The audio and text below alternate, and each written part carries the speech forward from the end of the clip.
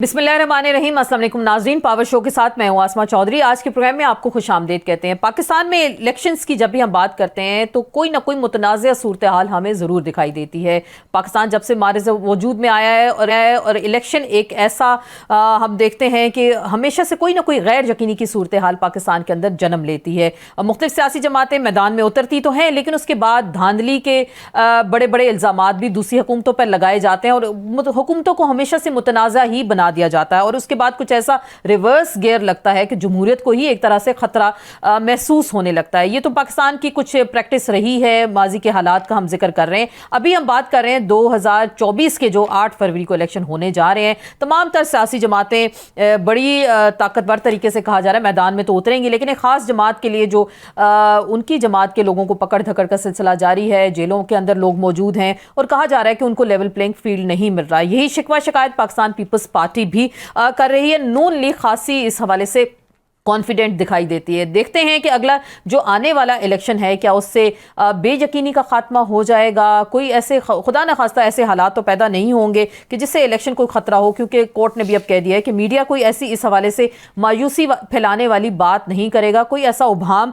नहीं पैदा करेगा। आज के प्रोग्राम में इसी पर हम बात करेंगे। इलेक्शंस का जिक्र होगा, क्या सदर साहब के इख्तियारात या नहीं कि वो तारीख दे सकते, इन तमाम तर मामलात पे बात करेंगे। हमें ज्वाइन करेंगे जनाब सैयद नवीद कमर साहब, सीनियर रहनुमा है पाकिस्तान पीपल्स पार्टी पार्लियामेंटेरियंस के। अस्सलाम वालेकुम नवीद कमर साहब, फाइनली इलेक्शन की तारीख का ऐलान तो हो गया, आपको लग रहा है तमाम बेयकीनी का खात्मा हो गया, शकूक व शुबहात थे इलेक्शंस के हवाले से वो खत्म हो गए और फाइनली इलेक्शंस हो रहे हैं? मेरा ख्याल है कि ये खुदा खुदा करके तारीख जरूर आ गई है और अच्छी बात है और माहौल बनेगा। इससे हम कितने अरसे से ये प्रेस कर रहे थे कि भाई तारीख दे दो ताकि लोगों को एक यकीन हो कि इलेक्शन होने वाला है। अब कम से कम लोग लग जाएंगे इलेक्शन प्रोसेस में, तो ये बैठ के नहीं सोचेंगे इलेक्शन होगा नहीं होगा, पता नहीं क्या होगा। So I think it's a good thing. I hope कि इलेक्शंस भी शफाफ हों और ऐसे हों कि सब लोग उसके रिजल्ट्स को एक्सेप्ट करें। ये तो आप कह रहे हैं ना कि सब एक्सेप्ट करें और शफाफ हों, तो ये एक बड़ा सवाल है कि वाकई इलेक्शन साफ और शफाफ होंगे, क्योंकि आपकी जमात शिकायत कर रही है कि लेवल प्लेइंग फील्ड नहीं मिल रहा। बिलावल भुट्टो ज़रदारी हर तकरीर में यही फरमा रहे हैं कि जी हमारी जमात को उस तरह से नहीं मिल रहा। पीटीआई वाले ये कह रहे हैं, तो फिर इलेक्शन कैसे साफ शफाफ होंगे, कैसे इस बेयकीनी का खात्मा कैसे होगा? नहीं, हम चाह रहे हैं कि जो भी चीजें हैं जिस पे थोड़ी थोड़ी रिटर्न्स हो रही हैं तो वो खत्म कर देनी चाहिए ना। ये तो इलेक्शन का काम है कि इस तरह से कहें कि उनका जो प्रोसेस है वो शफाफ हो, हर एक को लगे कि हाँ भाई हम इतना कोशिश कर रहे हैं। जाहिर है कि ये सारी पार्टी अपनी अपनी एक स्ट्रेंथ तो रखती है ना, चाहे पीएमएलएन हो, चाहे पीपल्स पार्टी हो, चाहे पीटीआई हो और दूसरी जमातें भी। तो अगर वो अपनी 100% तो कभी भी नहीं होता। कोई इलेक्शन हमने ऐसा नहीं लड़ा जिसमें कि टोटली हमें कोई इस तरह का माहौल मिला हो।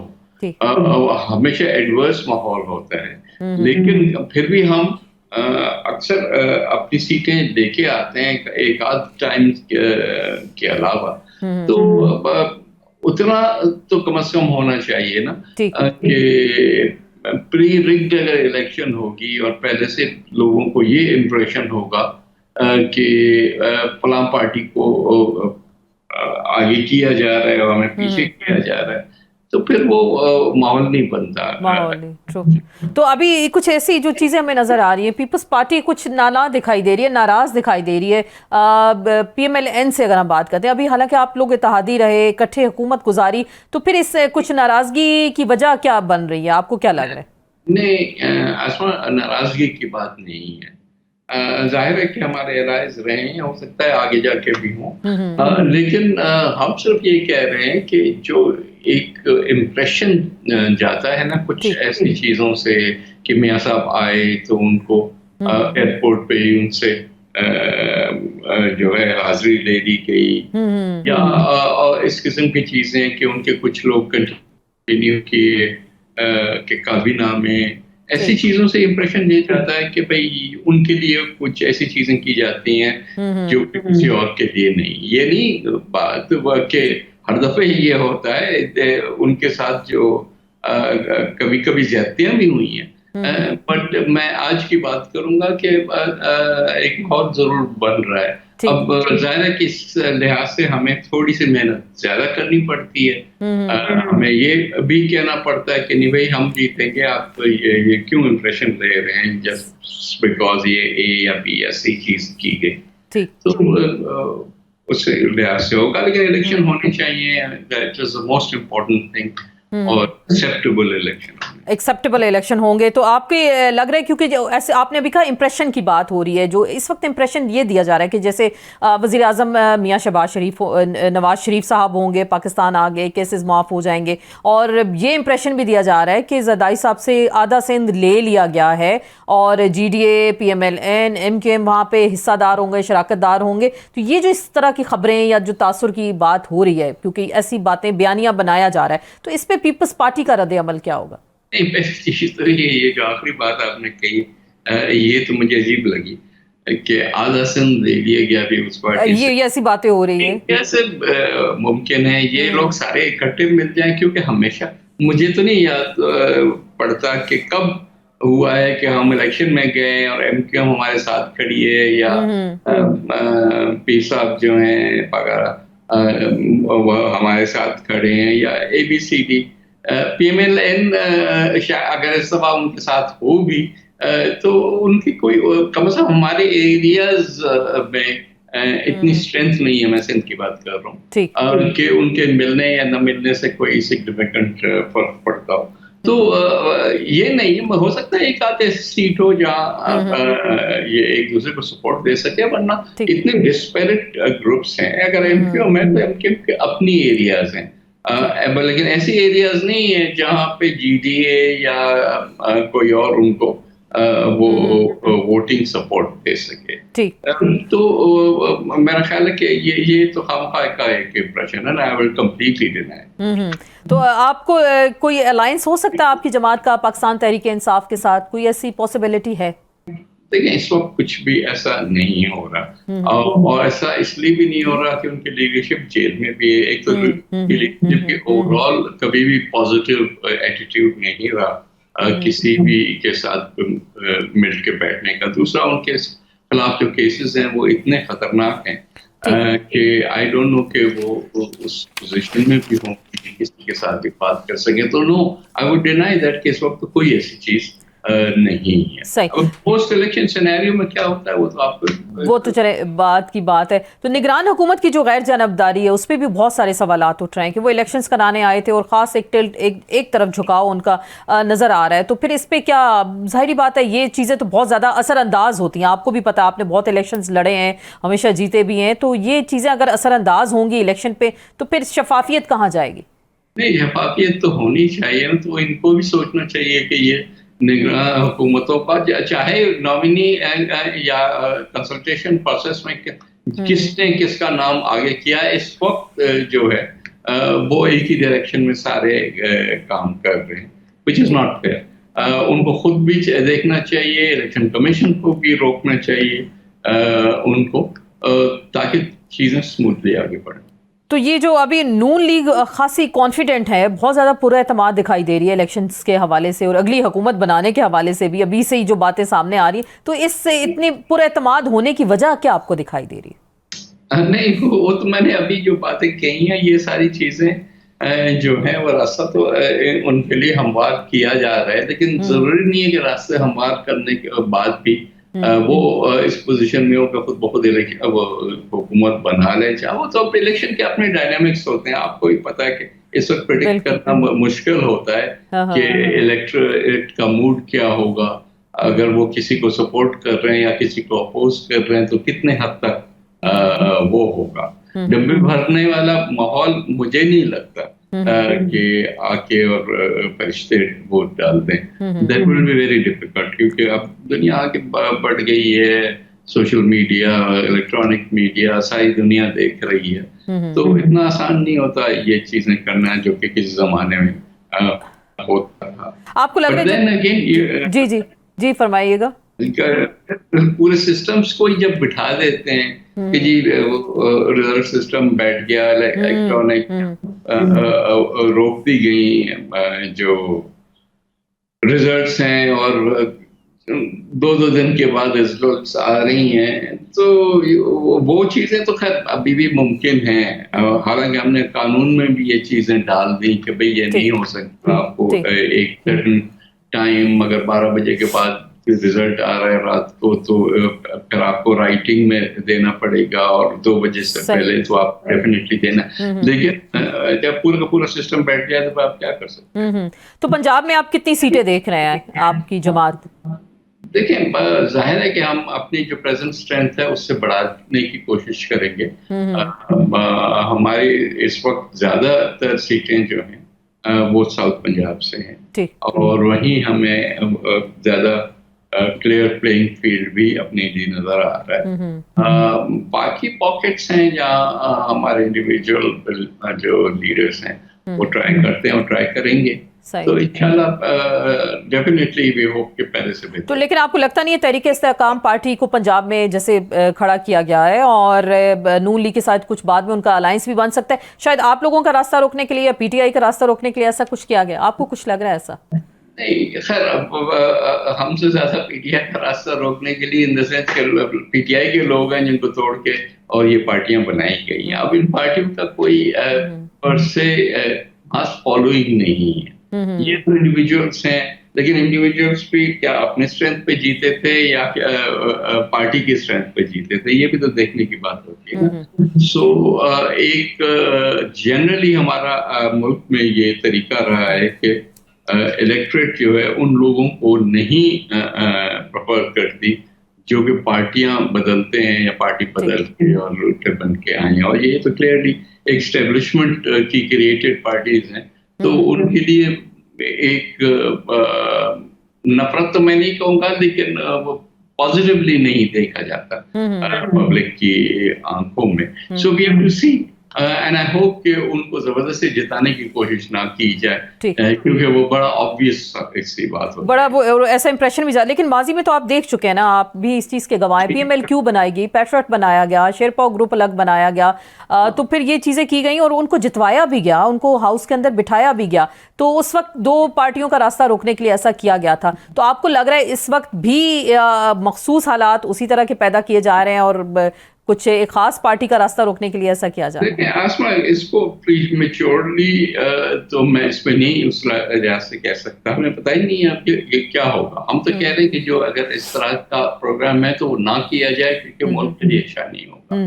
एक इंस्टेबिलिटी अगर मुल्क में आई, वैसे ही हम बिल्कुल ब्रिंक पे खड़े हुए हैं, हमारे इकोनॉमिक हालात जो हैं वो भी बड़े मुश्किल हैं, लोग सफर कर रहे हैं। तो ये अगर हम अपनी पुरानी जो तरीक़ेकार है उसको नहीं बदलेंगे तो लोग और सफर करेंगे ना। तो खैर पॉलिटिशियंस हैं, we are used to it कि भाई कभी खुशी कभी गम, इस किस्म के माहौल होता है।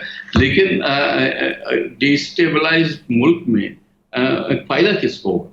फायदा पाकिस्तान के दुश्मनों को होगा ना। फायदा डेफिनेटली नुकसान होगा कि अपनी इकोनॉमिक इंस्टेबिलिटी होगी, इन्वेस्टमेंट नहीं आएगी, लोग पाकिस्तान पे ट्रस्ट नहीं करेंगे, तो जॉब क्रिएशन कैसे होगी और लोगों के जो इस वक्त के हालात हैं वो बेहतर कैसे होंगे? तो आपको क्या लग रहा है? मैं जाहिर बात है कल जो इलेक्शंस के हवाले से सुप्रीम कोर्ट का जो फैसला आया, 90 दिन की बात थी, 90 से वो अब 180 डेज पर चली गई है, तो आपको एक तो लगता है इस हवाले से, क्योंकि माजी में भी ऐसा हुआ था जब बीबी शहीद हुई थी, उसके बाद जो आप लोगों की असेंबली उस वक्त आई थी, आपकी हुकूमत थी, 270 बीबी के तहत उसको एक लीगल कवर दिया था कि इलेक्शंस कुछ अरसे के लिए डिले, कुछ दिनों के लिए डिले हुए थे। यहाँ तो जरा मामला 3 महीने से मजीद आगे चला गया। तो आपको लग रहा है जो अगली असेंबली आएगी इस हवाले से कोई कानून साजी करनी पड़ेगी, कुछ अमेंडमेंट करनी पड़ेगी इसको एक लीगल कवर देने के लिए?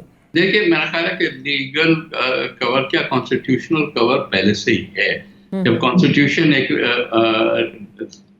टाइम फ्रेम देता है तो फर्दर आप उसमें कौन सा कानून बनाएंगे जो कि उस टाइम फ्रेम को जो है आगे पीछे कर सकता है। आप 4 लफ्ज और डाल देंगे आइन में अगर सारी पार्टियां, लेकिन वो कोई गारंटी नहीं होती। कोई ना कोई बहाना हीला निकल आता है। चलो इस दफा उन्होंने यूज किया कि जी नया सेंसस है तो हमें 6 महीने और चाहिए, हालांकि this could have been done in 1 month. ऐसा कोई वो नहीं होता। लेकिन है ना, उससे पहले पंजाब की जो गवर्नमेंट और केपी की डिसॉल्व हुई, ठीक। तो उसके लिए वो तो ये तो फिर भी थोड़ा बहुत कॉन्स्टिट्यूशनल कवर था, उसका तो कोई भी नहीं था ना कि पैसे नहीं है, ठीक। पैसे तो कभी भी नहीं होते, या एक सिक्योरिटी ठीक नहीं है, तो 2 बॉम्ब ब्लास्ट हो गए तो सिक्योरिटी खराब हो गई। ठीक। तो those kind of things should not happen. बिल्कुल बिल्कुल। आखिरी बात करेंगे, आपकी पार्टी कॉन्फिडेंट है कोई अच्छी सीटें निकालेंगे इस इलेक्शन में? इंशाल्लाह। बात होगी इलेक्शंस के हवाले से सुप्रीम कोर्ट का जो फैसला आया है और क्या बिल आखिर 90 दिन की जो बात थी वो मामला तो कहीं बाहर ही निकल गया, और क्या अब अगले जो 90 दिन हैं उसमें इलेक्शंस होने जा रहे हैं? इस पर मजीद हम बात करेंगे क्योंकि हम कोई उभाम पैदा नहीं करना चाहते, जैसे कि अदालत की डायरेक्शंस है इस हवाले से कि मीडिया कोई शकूक व शुबहात भी ना पैदा करे। ज़रूर अपने वकला के जो पैनल है उससे पूछेंगे आज कि क्या अदालत की जानिब से ऐसी कोई डायरेक्शन मीडिया को दी जा सकती है, कोई ऐसी कदगन लगाई जा सकती है? इस पर मजीद बात करेंगे। हमें ज्वाइन करेंगे जनाब आबिद जुबैरी साहब, साबिक सदर हैं सुप्रीम कोर्ट बार एसोसिएशन के। जहांगीर खान जदून साहब हमारे साथ मौजूद होंगे, साबिक एडवोकेट जनरल इस्लामाबाद रह चुके हैं। सर आपको भी वेलकम कहते हैं। आबिद जुबैरी साहब, सर आपकी पटिशन थी 90 दिन के इंतखाबात का मामला और फाइनली फैसला इस पे आ गया। अब 8 फरवरी को इंतखाबात होंगे, तो ये जो मामला मुझे तो लग रहा है क्योंकि 90 दिन की बात थी वो तो निकल गया, मामला तो बहरहाल हाथ से निकल गया। बहुत सारी मिसालें अब दी जा रही हैं, नजरिया ज़रूरत एक बार फिर से जिंदा हो गया, जस्टिस मुनीर की मिसाल दी जा रही है। तो क्या अदालत ने भी कोई नजरिया जरूरत के तहत काम लिया? हालांकि बाउंड कर सकते थे 90 दिन के इलेक्शंस की जो बात थी। नहीं, देखिए मैं आपसे जो अर्ज कर रहा हूँ कि हमने फाइल कर दी थी, लेकिन देखिए उससे पहले भी हमारे सुप्रीम कोर्ट बार की पटिशंस रही हैं, उसके अंदर हमने कहा 90 दिन में इलेक्शन होने चाहिए। चाहे पंजाब का केस देख लें, वो देखिए 90 दिन गुजरे हुए जमाना हो गया, उसमें भी इलेक्शन नहीं हुआ। आप कोर्ट के फैसलों को छोड़ दीजिए, वहाँ केयर टेकर सेटअप आज जनवरी से चल रहा है, आज तक वहाँ इलेक्शन नहीं हुए और अब वो इलेक्शन चले गए, यानी पूरा केयर टेकर सेटअप पंजाब और खैबर पख्तूनख्वा में पूरा 1 साल से ज्यादा रहेगा। फिर यहाँ का इलेक्शन 6 नवंबर में। देखिए जो इशू था कि प्रेसिडेंट साहब ने कहा कि आगे बात करो, वो उन्होंने चीफ इलेक्शन कमिश्नर साहब ने कहा मैं बात नहीं करनी, मुझे मैं आपसे मिलने के कुछ हमें तारीख देनी, और वो तारीख देते नहीं थे। तो कोर्ट ने इसके अंदर आया, जब हमारा केस टेकअप हुआ उस वक्त 90 दिन तो रहे नहीं थे इलेक्शन होने में, शेड्यूल नहीं आ सकता क्योंकि सेक्शन 57(1) में 54 डेज 54 दिन चाहिए होते हैं पूरे प्रोसेस को। यहाँ डिलिमिटेशन का इशू आ रहा है, वो 30 नवंबर तक उन्होंने कहा, पहले कहा 14 दिसंबर, बाद में कहा 30 नवंबर तक मुकम्मल होगी, उसके बाद एक हफ्ते में वो शेड्यूल अनाउंस करेंगे उसके अंदर। तो कम से कम कोर्ट ने ये किया कि उन लोगों 2 लोगों जो आईनी इदारे थे उनसे कहा बात करो आपस में, फिर उन्होंने मुत्तफे के तौर पे 8 फरवरी दिया। लेकिन जो हमारा मुद्दा था कि 90 दिन में इलेक्शन होने चाहिए, वो नहीं हो गया, और इस चीज को कोई आइंदा मेरे ख्याल से नजीर नहीं बनाना चाहिए। और देखिए मैं समझता हूँ, कल जदून साहब के साथ एक प्रोग्राम में था, मैं उस वक्त जब तक मेरी बारी आई जवाब देने की, शायद प्रोग्राम से जा चुके थे, इन्होंने 254 के एग्जाम्पल दिया कि 254 की वजह से होगा। मैं थोड़ा इख्तिलाफ करता था उनकी बात से, क्योंकि उसमें है इसलिए सुन रहे होंगे, तो मैं जो कल मैंने बात की शायद उन्होंने ना सुनी हो, तो उसमें मैं समझता हूँ, देखिए जब शहीद बेनजीर भुट्टो की शहादत हुई, जी बिल्कुल, और इलेक्शन 37 दिन डिले हुए 2008 में, तो बाद में एक आईनी तरमीम आई 18वीं तरमीम के साथ, आर्टिकल 270(b) वो ऐड हुआ और 37 दिन के पीरियड को आईनी तरमीम से कवर किया गया। तो ये 254 वाला जो मैं समझता हूँ 254 का एग्जाम्पल देके तो फिर कोई पीरियड नहीं हो सकता, फिर आइन की तरमीम की क्या जरूरत थी अगर वो 90 दिन में इलेक्शन, क्योंकि जब शहादत हुई बेनजीर भुट्टो की, वो नहीं हो सकते थे। तो ये देखिए ना, मैं समझता हूँ तो अगर अभी भी मैं समझता हूँ कि अगर ये जो 90 दिन में नहीं हुआ, बाद में जाके अनलेस कोर्ट इसको कहे कि ये सही हो गया, ठीक हो गया, वो अलग बात है। और जैसे पहले भी हो चुका है, जब आपको याद होगा जुनैजर साहब की गवर्नमेंट गई थी, उसके भी 5 महीने के बाद इलेक्शन हुए थे, तो एक हाजी सैफुल्लाह के केस में उन्होंने कहा था वो अलग सिचुएशन थी, वो सारा। तो अगर नहीं कहते तो मैं समझता हूँ इसमें आईनी तरमीम की जरूरत है। लेकिन जो मैं समझता हूँ कोर्ट को जो बात आनी चाहिए सामने के 90 दिन का मतलब होता है 90, क्योंकि देखिए अगर ऑटोमेटिकली डिसॉल्व होती है पार्लियामेंट पूरा मुद्दत पूरे करने के बाद, तो 60 दिन है, 90 दिन तो है ही नहीं, यानी आपको 60 दिन के अंदर वो इलेक्शन कराना है आपको। तो ये 90 दिन तो इसलिए हो क्योंकि वो उन्होंने उनकी ऑटोमेटिक तहलील से पहले उन्होंने एडवाइस दी थी। तो ये मेरी चलें, जो आपने पॉइंट उठाया 270(b) के तहत उस वक्त जो तरमीम की गई थी और उसको जो इलेक्शन डिले हुआ था क्योंकि मुल्क में एक इमरजेंसी हो गई थी, हालात नाजुक हो गए थे, तो फिर उसको कवर किया गया। तो जदून साहब जो भी ये बात कह रहे हैं, 2 साल के बाद किया गया। जी जुबैरी साहब कह रहे हैं इस वक्त, तो आप इस हवाले से एक तो जरा बता दें हमारे नाजरीन को। दूसरा, ये जो इलेक्शन का इल्तवा हुआ 14 मई की पहले डेट आई बंदयाल कोर्ट की जानिब से, उस पर कोई अमल दरामद नहीं हुआ, वो पूछते रहे रह गए, निगरान हुकूमत कहती रही जी हमारे पास तो फंड्स ही नहीं है, हम जो उस वक्त की हुकूमत थी पीडीएम की, के फंड्स नहीं है, हम कहाँ से पैसे लेकर आए। तो ये सारी चीजें आपके सामने हैं। अभी जब इलेक्शन अनाउंसमेंट होगी, 90 दिन की बात हो रही है, अब फाइनली इलेक्शन होंगे। बिस्मिल्लाहिर्रहमानिर्रहीम। देखिए, मैं ये नहीं कहता कि जी 90 दिन के अंदर इलेक्शन नहीं होने चाहिए। ये मैं और आप या ज़ुबैरी साहब नहीं कह रहे, ये पाकिस्तान का जो आइन है वो कह रहा है कि अगर असम्बलियाँ फ्लेक्स ऑफ टाइम खुद बहुत डिजॉल्व होती है 60 डेज होगा, तो अगर डिसोल्यूशन जो है by the prime minister advice होती है तो फिर 90 डेज होगा। तो चले, उन्होंने 2 दिन पहले एडवाइस दी। तो ये तुम्हारा तमाम प्रोसेस जो है ना, देखे 2 असम्बली जब डिजॉल्व हुई तो उन्होंने भी गलत डिजॉल्व की थी रिजोल्यूशन। कोई वो कहते हैं हमारा आईनी एक्ट था, कोई रीजन नहीं देगी।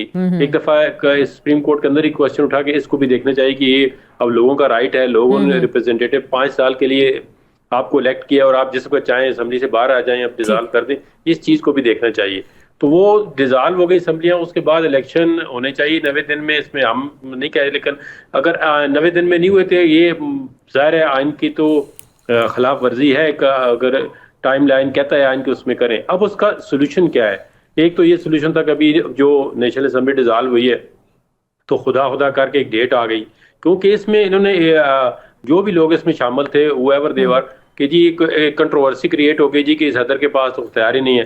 हालांकि हमारा देखें बिल्कुल इंडिपेंडेंट, आल्दो पार्टी से भी कोई थोड़ा बहुत एफिलिएशन है, लेकिन उसके बावजूद हमने कहा जी ये नहीं, प्रेसिडेंट तारीख देता है। और हर चैनल पे हमने कहा पिछले 3-4 महीने से, और ये हमारा व्यू जो है फिर इंडोर्स भी हुआ कि ये सुप्रीम कोर्ट ना है। मैंने कहा जी जो मर्जी है आप लॉ बना दे, लॉ जो है वो आइन को ओवरराइड नहीं कर सकता। और उन्होंने जो लॉ बनाया उसके अंदर पहला लफ्ज है सब्जेक्ट टू कॉन्स्टिट्यूशन। तो कॉन्स्टिट्यूशन में ये था कि प्रेसिडेंट ने फिर निगरान लोगों से एडवाइस ली। निगरान लोग उन्होंने कहा जी आपका तो इख्तियार ही नहीं है, सारा तो इलेक्शन कमीशन का है। जिस तरह इन्होंने कहा इलेक्शन कमीशन जो है वो मीटिंग करने के लिए नहीं गया, उनको अभी भी लीगल जो उनका डिपार्टमेंट है वो इल एडवाइस कर रहा था जी कि आप जाना ही नहीं बनता, अब हमारा सारा इख्तियार हमारे पास है। तो वो एक कंट्रोवर्सी क्रिएट हो गई। तो अब इसमें देखना ये है कि वो आर्टिकल अपनी जगह पे ठीक है कि अगर कोई मतलब ये इलेक्शन होगा तो ये इलेक्शन इनइफेक्टिव तो नहीं होगा, इनवैलिड तो नहीं होगा तो ये जाहिर है 90 डेज के बाद। लेकिन हाँ, लेकिन आप कह नहीं तो फिर जो प्राइम मिनिस्टर बनेगा वो इलीगल होगा, या जो आगे पार्लियामेंट आएगी वो इलीगल है। ये हम नहीं कह सकते। इसको कवर देने के लिए आर्टिकल 254 ठीक है, लेकिन उसका ये मतलब नहीं है कि आप एक इंटेंशनली चीज को खराब करके फिर आप कहेंगे हम सहारा लेते हैं 254 का। ये कतन इसका मकसद नहीं है। अब ये मेरा ये पॉइंट ये है कि इन केस ऐसी असम्बली आती है और ये लग रहा है यही रहा है कि जिसकी कॉन्स्टिट्यूशनल अमेंडमेंट करने के लिए मेजॉरिटी नहीं है, तो फिर क्या ये सारा निजाम इलीगली चलता रहेगा? इस तरह नहीं है। तो आप समझ रहे हैं कि कोई ऐसी कवर की जरूरत नहीं रहेगी क्योंकि इलेक्शंस नहीं। अगर देखें ना, कोई असेंबली के अंदर किसी की 2/3 मेजॉरिटी आती है, तो वो कहते हैं जी इतने दिन लेट हुआ ताकि आंदा के लिए। लेकिन पहले भी जो माजी की बात करें उस वक्त भी किसी के पास 2/3 मेजॉरिटी नहीं थी। 18वीं तरमीम कंसेंसस के साथ हमने देखा था, जो कंसेंसस के साथ हुआ था, पीपल्स पार्टी की हुकूमत थी, PMLN ने सपोर्ट किया, दीगर जो जमाती थी, इत्तेहादी जमातें, बल्कि सबने इसको अगर देखे ना, उन्होंने तो जब कंसेंसस होता है तो उन्होंने मार्शल लॉ के एक्ट को भी वैलिडेट किया, जितने इलेक्शन ऑर्डर था 2002 का उसको वैलिडेट किया, जितने मुशर्रफ ने इकदाम किए चंद को छोड़ के सबको वैलिडेट किया। वो तो पार्लियामेंट की मर्जी है जो कहें जी इलेक्शन इस वजह से लेट हो गया था, इसको हम कॉन्स्टिट्यूशन जो है कवर दे देते हैं जी कि ये एज पर कॉन्स्टिट्यूशन समझा जाएगा।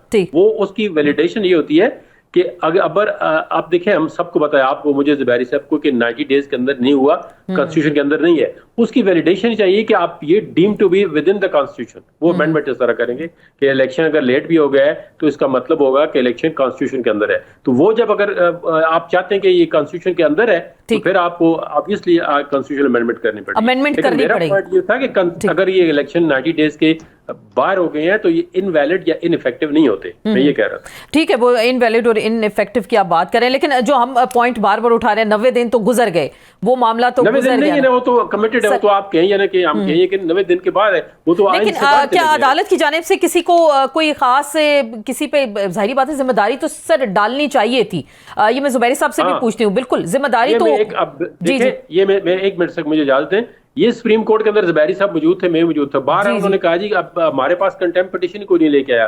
ज़ुबैरी साहब का तो मैं बल्कि इनके सामने उन्होंने कहा है जी कि आपका ये ऑर्डर इंप्लीमेंट नहीं हुआ, चाहे हम उस ऑर्डर के साथ एग्री थे नहीं थे, वो सुप्रीम कोर्ट ने एक ऑर्डर दे दिया, उसको देना चाहिए था, नहीं अलग बात है, लेकिन एक जजमेंट आ गई है तो वो is judgment of supreme court, तो उसकी अगर वायलेशन हो रही है तो उसके अंदर कंटेम्प्ट लाजमी डालनी चाहिए थी कि किसी बंदे पे रिस्पॉन्सिबिलिटी आया। ये कोर्ट कहती है कि अभी जो सुप्रीम कोर्ट है कि बड़े मतलब कॉन्स्टिट्यूशन को इम्प्लीमेंट कराना चाहते हैं, तो हम भी देख लेते जी कि किसी की जिम्मेदारी फिक्स करते। बिल्कुल जुबैरी साहब, आपको बिल्कुल लगता नहीं था कि एक तो जिम्मेदारी का तयन होना चाहिए था, वो तयन हमें नजर नहीं आया। लेकिन चीफ जस्टिस साहब के जो रिमार्क्स थे, जो उन्होंने खास तौर पे कल ऑब्जर्वेशन जो भी दी, उसमें उन्होंने बोला कि जी सदर साहब ने बर वक्त इंतखाबात की तारीख ना दे के जो है वो अपनी जिम्मेदारी पूरी नहीं की।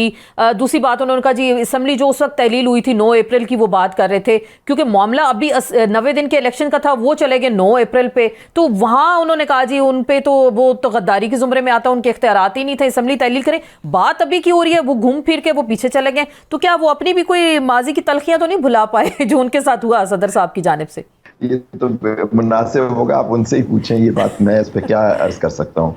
तो लेकिन दूसरी बात, मैं एक जदून साहब की बात को वो करता चलूं कि हमारी जो पटिशन थी उसमें जजमेंट जो आई थी, वो मैंने इस्लामाबाद हाई कोर्ट बार को रिप्रेजेंट किया, तो 1 मार्च को आ गई थी कि इलेक्शन होने चाहिए, लेकिन उसमें कंट्रोवर्सी पड़ गई कि वो 3-2 का फैसला था या 4-2 का फैसला था, वो इशू आया। लेकिन मैं जिस पटिशन की बात कर रही था उसका हवाला जदून साहब मौजूद थे, मैं तो पटिशनर था इस केस में, ये जो भी चल रहा था सुप्रीम कोर्ट बार, और हमारे कुछ मेंबरान इसमें पटिशनर्स थे हमारी एग्जीक्यूटिव कमेटी के।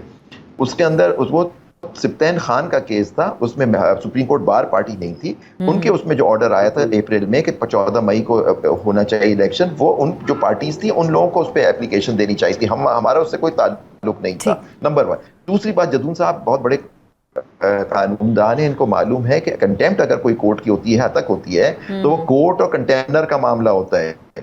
सुप्रीम कोर्ट खुद भी उस पर एक्शन ले सकती थी, लेकिन उस जमाने के सुप्रीम कोर्ट के जजों ने नहीं लिया एक्शन। किसी को मूव करने की जरूरत नहीं होती कंटेम्प्ट एप्लीकेशन, ये जानते हैं कानून इसको। तो जो मैं आपसे अर्ज कर रहा हूं कि ये देखिए, इसमें इम्प्लीमेंट हुआ ना हुआ, जजमेंट आ गई जिसमें लिखा हुआ था 90 दिन में। 90 देखिए इस चक्रों में के सदर साहब ने क्या किया नहीं किया, लेकिन जदून साहब शुरू से अगस्त में हम लोग टीवी चैनल्स पे बात दफा हम लोग साथ होते थे, हमारा ये मुद्दा था, हमारा ये था कि जी सदर को तारीख देनी चाहिए। उन्होंने एडवाइस भी गलत ली लोगों से, अगर नहीं आप दे देते तारीख, आप कह देते 6 नवंबर को आपको करना है, फिर देखते वो मानते या ना मानते, आपने नहीं किया। अब सदर साहब ने अपनी आईनी दूरी, लेकिन आप इसमें जो बात वहां हुई है, अब ऑर्डर मुझे नहीं पता क्या आएगा मतलब डिटेल, लेकिन अभी तक हमने मेरे पास कॉपी नहीं आई है, जदून साहब शायद इनके पास आ गई हो, मेरे पास नहीं आई है कॉपी उसकी। अब सारी बात ये हो रही थी, लेकिन उसी ने देखना यह है कि ईसीपी का कोई रोल नहीं था इसके, क्योंकि वो डिनाई कर रहे थे सदर को कि जी आपका तो तारीख देने का इख्तियार नहीं था। अगर नहीं था तो फिर आप अगर खुद कह रहे थे आप तारीख आपको देनी, तो आज ने कोर्ट के इंटरवेंशन के बगैर तारीख क्यों नहीं दी गई? उनसे कोई नहीं पूछेगा कि पंजाब और उसमें क्या हुआ। दूसरी बात है, आइन हमारा चीफ मिनिस्टर को इजाजत देता है डिसॉल्व कर, दुनिया भर में जो प्राइम मिनिस्टर या चीफ मिनिस्टर्स होते हैं उनके पास इख्तियार होता है, जब चाहे असेंबली डिसॉल्व करते हैं, उनको कोई रीजन देने की जरूरत नहीं होती। दुनिया भर में असेंबलीज पहले डिसॉल्व होती हैं, लेकिन हमारे मुल्क में क्योंकि एक फैसला हो चुका था, जहां फैसले होते हैं कि नहीं होना इलेक्शन, वो नहीं हुआ इलेक्शन। देखिए आइन तोड़ दिया गया इस मुल्क में। पूरे इस साल मेरी सदारत के जमाने में पूरे साल हम खड़ी सुप्रीम कोर्ट बाहर आइन और कानून के साथ खड़ी रही, लेकिन आप देखिए कि इसमें मेरे ख्याल से अवाम को सोचना चाहिए कि इसका क्या रोल है। अब इलेक्शंस होंगे, कैसे होंगे, फेयर फ्री होंगे नहीं होंगे, लेवल प्लेयर। अब कल से देखिए मुख्तलिफ लीडरान जो हैं वो तकरीरें कर रहे हैं चैनल्स पे आके कि जी हमें लेवल प्लेइंग फील्ड नहीं मिल रहा। जिस पार्टी को मिल नहीं रहा उनके तो कल हमारे इस फॉर्मर स्पीकर को भी उठा लिया गया। जी बिल्कुल, असद कैसे साहब को उठा लिया गया, फवाद चौधरी को गिरफ्तार कर लिया गया दोबारा से। किसको? फवाद चौधरी भी गिरफ्तार हो गए। अच्छा, वो तो लेकिन इस्तेकाम में पार्टी के पेशा। हाँ जी बिल्कुल बिल्कुल। वो डॉक्टर फिरदौस साहिबा को मैंने एक टीवी शो में सुना, वो बड़ी मजे की बात कर रही थी, कह रही थी वो खुल के सामने नहीं आ रहे थे, बीच की बात करते थे, तो वो ये जरूरी है कि वो खुल के बताएं, तो इसका मतलब वहां भी सॉफ्टवेयर अपडेट करने की कोशिश है। आजकल एक नई इस्तेलाह इस्तेमाल होती है हमारी यहाँ, सॉफ्टवेयर अपडेट पूरी तरह नहीं हुआ था। जी जी जी जी, जैसे वो पहले होता था ना ड्राई क्लीन मशीन में ड्राई क्लीन करवा देते थे, तो अब ये मामला बात हो रही थी कि क्या सदर के पास इख्तियारात थे या नहीं कि इलेक्शन की वो डेट दे सके। हम कुछ मुख्तलिफ बयान सुना देते हैं आपको। 23 अगस्त 2023 को इलेक्शन की तारीख का फैसला करने के लिए सदर आरिफ अलवी साहब ने चीफ इलेक्शन कमिश्नर को दावत दे दी। 24 अगस्त को इलेक्शन एक्ट में तरमीम के बाद इंतखाबात की तारीख देने का इख्तियार इलेक्शन कमिश्नर का है, ये चीफ इलेक्शन कमिश्नर का सदर को जवाब था। 30 अगस्त को इंतखाबात की तारीख देने का इख्तियार इलेक्शन कमीशन के पास है, वजारत कानून का सदर साहब को जवाबी खत। 31 अगस्त को इलेक्शन कमीशन को इंतखाबात की तारीख का इख्तियार मिल चुका है, मजीद मोहलत नहीं देंगे चीफ जस्टिस। 12 सितंबर सदर पॉलिसी मामलात को ना छेड़े, इंतखाबात की तारीख देना गैर आईनी होगा, मौलाना फजल रहमान। 13 सितंबर आम इंतखाबात 6 नवंबर 2023 को होने चाहिए, सदर साहब का चीफ इलेक्शन कमिश्नर को दोबारा खत। 10 अप्रैल 2023 इंतखाबात की तारीख देना इलेक्शन कमिश्नर का इख्तियार है, अदालती फैसले से तनाज़ा पैदा हुआ।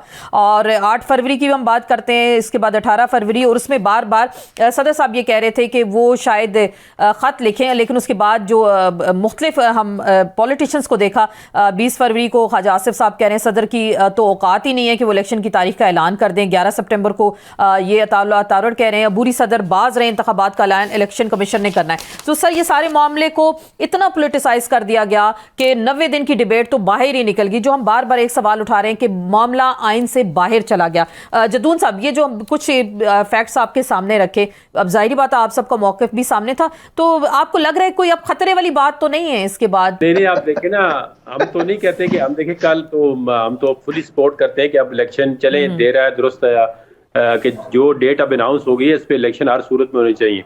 देख रहे, इलेक्शन एक वाहिद रास्ता है, और इलेक्शन सिर्फ इलेक्शन ना हो बल्कि इलेक्शन बिल्कुल फेयर, ट्रांसपेरेंट और एज पर लॉ हो, और उसमें इलेक्शन कमीशन की जिम्मेदारी। आगे भी इलेक्शन कमीशन अगर आप अपनी आनी जिम्मेदारी नहीं पूरी की तो उन्होंने एनराफ किया ऐसे, उन्होंने ये उनको नहीं चाहिए था कि जी आपको प्रेसिडेंट बुला रहा है, आप जाके डिस्कशन करते, कंसल्टेशन करते। प्रेसिडेंट को कहते जी कि ये कानूनी मामले है, तो इस पे आप जो है कॉन्स्टिट्यूशन, कल भी सुप्रीम कोर्ट ने भी कहा है सदर का जो आईनी अदारा होता है वो बड़ा होता है, उसके पास आप जाए, जाके मुशावरत करें। अगर देखें इलेक्शन कमीशन ने तो कह दिया था कि जी 11 फरवरी को हम रेडी इलेक्शन कराने के लिए, तो फिर अगर सदर का अख्तियार ना होता या सदर के साथ मशवरा जरूरी ना होता तो उसमें फिर सुप्रीम कोर्ट कहती है कि बस ठीक है आप जाएं इलेक्शन कराएं, लेकिन सुप्रीम कोर्ट ने इस तरह नहीं कहा।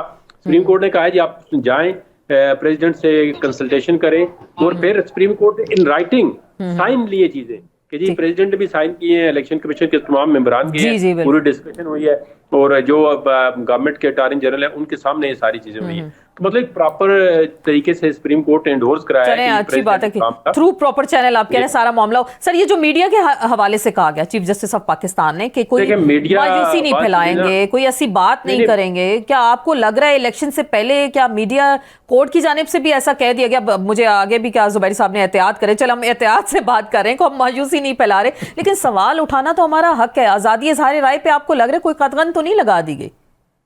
नहीं, आपने इस तरह सवाल उठा दिए है, इसमें कोई शक नहीं है, आपका हक है। अब देखिए उन्होंने ये एक बात की है कि मतलब ऑप्टिमिस्टिक है, ये देखो इलेक्शन डिले करने में मीडिया का कोई रोल नहीं, ना ही मीडिया ने इलेक्शन डिले करे। ये एक दो जो लोग चाहते थे इलेक्शन लेट है वो अपने डिजाइन में थोड़ा सा कामयाब हुए हैं, जो भी लोग चाह रहे थे, मतलब इन्होंने डिले करना था, गवर्नमेंट उन्होंने निगरान को चलाना था, अपनी मर्जी चलाना था, वो चला रहे हैं, आप भी चला रहे हैं। तो ये देखे ना, सच बोलना चाहिए। 2017-18 में भी ये काम होते थे, लेकिन एक पार्टी जो कराती है वो तो सच नहीं बोलती। जो भी काम ये लोग कराते हैं वो खुद तो नहीं कहते इलेक्शन खराब हो रहे हैं, आइन के मुताबिक नहीं हो रहे। ये तो हम जैसे लोगों को आगे आना चाहिए जो फेयर ओपिनियन लिखते हैं, वो irrespective of any affiliation with any party, वो कहें जी कि ये काम गलत हो रहा है, आइन के मुताबिक नहीं हो रहा है, और इसके असरात होते हैं 1 साल ना हो, 2 साल ना हो, 5 साल के बाद होते हैं। आज ही हम 2017-2018 में जो आरटीएस बैठा, जो बंदे को प्लांट किया गया, सिलेक्शन हुई, जिस तरह लोग लाए गए, उसका नतीजा हम भुगत रहे हैं। और अभी ये काम होगा तो फिर इसका भी नतीजा भुगतना पड़ेगा। ये आपने बड़ी अहम बात, क्लियर ओपिनियन है, ये बड़ी क्लियर ओपिनियन आपकी, लेकिन अच्छी आपने अहम बात की है जुबैरी साहब। ये जो बात अभी जदून साहब ने की है कि पहले हम भुगत चुके और अभी ऐसी पाबंदियां या ऐसी बातें होंगी तो फिर इन चीजों का आगे भी हमें सामना करना पड़ेगा। तो ये मीडिया के हवाले से जो चीफ जस्टिस ऑफ पाकिस्तान ने ऐसा कहा है, आपको क्या लग रहा है? मैं इस पे कोई बात नहीं कर रही, मैं सिर्फ आपसे पूछना चाह रही हूँ कि वाकई ऐसा मुमकिन है? आप बात भी नहीं कर रही हो, मुझसे पूछ रही है, ये समझ नहीं आई मुझे बात। क्या ऐसा मुमकिन है कि चीफ जस्टिस साहब ये कह सकते हैं?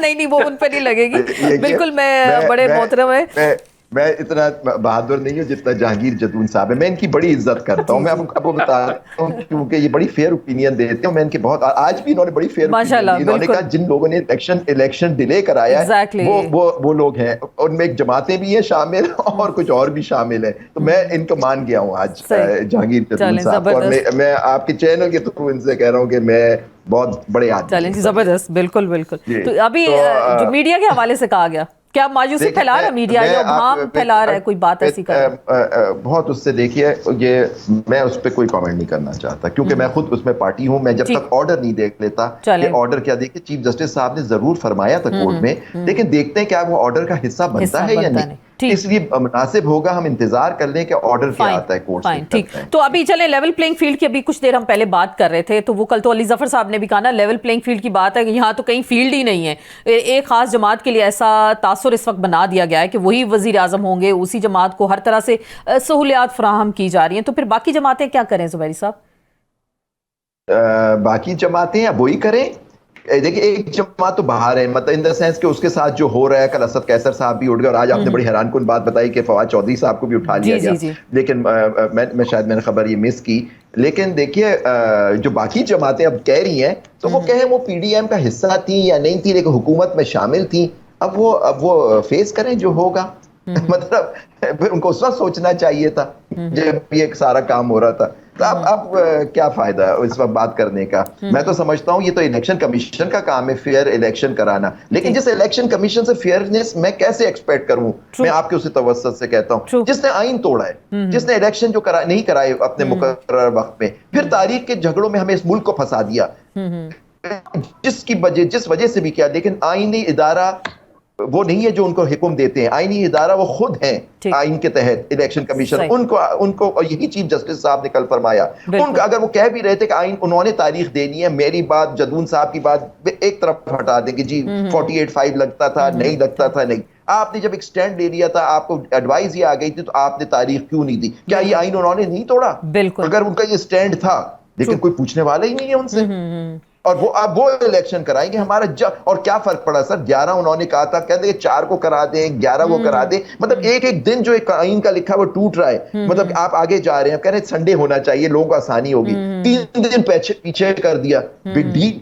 क्या मतलब 3 दिन पीछे करने से क्या वो 90 दिन हो गए पूरे हो गए? एग्जैक्टली, बिल्कुल। ये मतलब ये क्या मतलब मैं क्या कहूं, वायलेशन तो हो गई, लेकिन लगता है वो इस वक्त खासे ताकतवर है। सुप्रीम कोर्ट की इंटरवेंशन से कम ये तो हुआ कि आपस में मिले और एक तारीख आ गई। सही। जदून साहब, आपको लग रहा है तारीख तो चले आ गई, तो क्या वाकई जो एक परसेप्शन नून लीग की जानिब से ये पॉइंट उठाया गया, मरियम नवाज कहती थी तराजू के दोनों पलड़े बराबर हों, तो आपको लग रहा है पलड़े बराबर हो गए, अभी इलेक्शन हो रहे? मेरा पॉइंट ये है, देखिए पलड़े बराबर का ये मतलब होता है कि आप जिन्होंने वायलेशन की है उनको सजा मिलनी चाहिए। ये नहीं होता कि आप भी वायलेशन करें उस चीज की, ये कभी नहीं होता। पल्ला बराबर इस तरह नहीं होता कि आप भी वायलेशन करें। पल्ले बराबर का मतलब है जिन लोगों ने 2017-18 में जो कुछ किया है ना, हम चाहते हैं, मेरा अपना ओपिनियन ये है, और जुबैरी साहब इससे एग्री करें कि उनको सजा मिलनी चाहिए। लेकिन उस तरह का एक्शन दोबारा मैं कहता हूँ कि रिपीट नहीं होना चाहिए। उसके रिपरकशन या उसके असरात बड़े गलत होते हैं। फिर देखना, एक आप किसी पे झूठा केस बनाते हैं ना, अब सारी दुनिया को पता है कि मियां नवाज शरीफ पे झूठे केस बने। अब ये कोई माने ना माने, देखना फेयर ओपिनियन का मतलब फिर माने। अहमद खान ने टीवी चैनल पे, जो सबसे बड़े इनकी लीगल टीम PTI के, उन्होंने कहा जी ये उस वक्त की एस्टेब्लिशमेंट ने केस बनाए थे। और जस्टिस गुलजार को उन्होंने कराची के जुबैरी साहब को बताया तकरीर में किस तरह बता रहा हूं, उनका ये एस्टेब्लिशमेंट का सबसे बड़ा मोहरा है ये वाला चीफ जस्टिस। हालांकि कोई बंदा एक्टिंग चीफ जस्टिस के खिलाफ इतनी बड़ी बात हर बंदा हिम्मत वाला या इतना दिलेरी के साथ नहीं कर सकता। लेकिन देखें, उन्होंने उधर कराची में स्पीच की, उन्होंने कहा ये एस्टेब्लिशमेंट का सबसे बड़ा मोहरा है। चीफ जस्टिस को उन्होंने ललकारा, तो उन्होंने कहा जी ये एस्टेब्लिशमेंट ने केस बनाया था।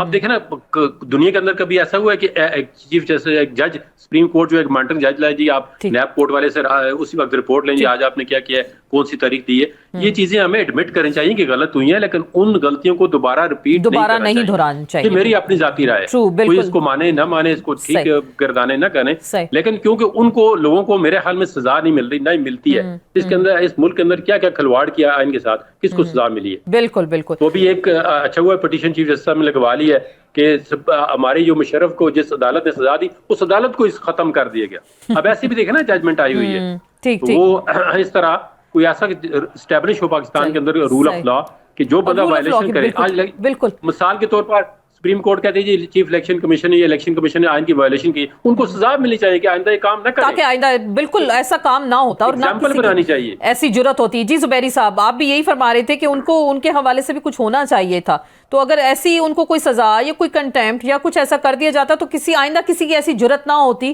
कि इलेक्शन के साथ इतना बड़ा खिलवाड़ कर दिया जाता। अब मैं इस पे क्या कह सकता हूँ। ये यहाँ जब आप जदून साहब कह रहे हैं कि एक हामिद खान साहब ने एक बात कर दी, उन्होंने ये कह दिया, उन्होंने की होगी अपने उससे, लेकिन हम सब जानते हैं कि जी सिर्फ नवाज शरीफ साहब के खिलाफ तो केसेस नहीं गलत बनते।